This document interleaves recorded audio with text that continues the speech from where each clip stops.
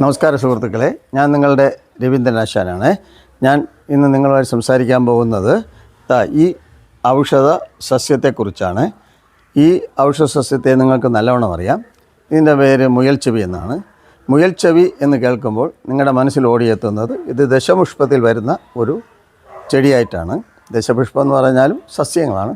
ആ ദശപുഷ്പത്തിൽ വരുന്ന ഒരു സസ്യമാണ് ഇത്. ഇതിൻ്റെ കുടുംബം ആസ്ട്രേസിയ കുടുംബമാണ്. ഇതിൻ്റെ പേര് എമിലിയ സോഞ്ചിഫോളിയ എന്നാണ്.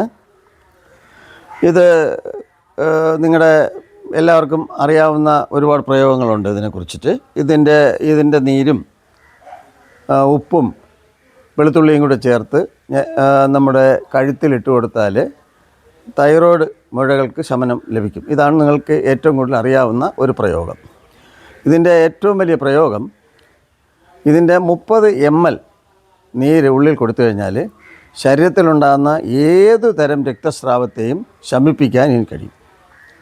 പുറത്തുള്ളതും അകത്തുള്ളതും അതുപോലെയുള്ള ഏത് തരം മുറിവുകളെയും വളരെ വേഗത്തിൽ സുഖപ്പെടുത്താൻ ഇതിന് കഴിയുന്നുണ്ട്. ഇത് ആൻറ്റി ഇൻഫ്ലമേറ്ററി ആണ്, ആൻറ്റി ട്യൂമറാണ്, ആൻറ്റി ക്യാൻസറാണ്, ആൻറ്റി ഫംഗലാണ്, ആൻറ്റി ബാക്ടീരിയലാണ്. അങ്ങനെ ഒരുപാട് ഗുണങ്ങൾ ഇതിന് ഉണ്ട്. മനുഷ്യന് ഏറെ പ്രയോജനകരമായ 10ഓളം സൈറ്റോ കെമിക്കലുകൾ ഇതിൽ നിന്ന് വേർതിരിച്ചെടുത്തിട്ടുണ്ട്. ഗ്രാം നെഗറ്റീവ്, ഗ്രാം പോസിറ്റീവായിട്ടുള്ള 9ഓളം ബാക്ടീരിയകളെ ശമിപ്പിക്കാനുള്ള ശേഷി ഈ ഔഷധസസ്യത്തിൻ്റെ നീരിനുണ്ട്. അതുപോലെ തന്നെ 6 തരം ഫംഗസുകൾ, മനുഷ്യന് ഹാനികരമായ 6 തരം ഫംഗസുകളെയും ശമിപ്പിക്കാനുള്ള ഒരു ശേഷി ഇതിനകത്തുണ്ട്.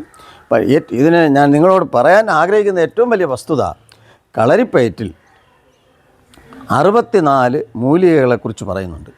അതിൽ പെടുന്ന ഒരു സസ്യമാണിത്. അതായത് കൽപ്പങ്ങളുണ്ടത് 108 കൽപ്പങ്ങളുണ്ട്.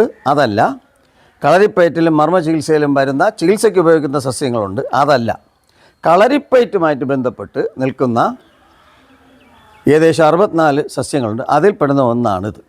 ഈ ലഘു വീഡിയോ നിങ്ങൾക്കേറെ പ്രയോജനകരമായി എന്ന് വിശ്വസിക്കുന്നു. ഇഷ്ടപ്പെട്ടവർ ലൈക്ക് ചെയ്യുക, സബ്സ്ക്രൈബ് ചെയ്യുക, ബെൽ ബട്ടൺ എനേബിൾ ചെയ്യുക. നന്ദി, നമസ്കാരം.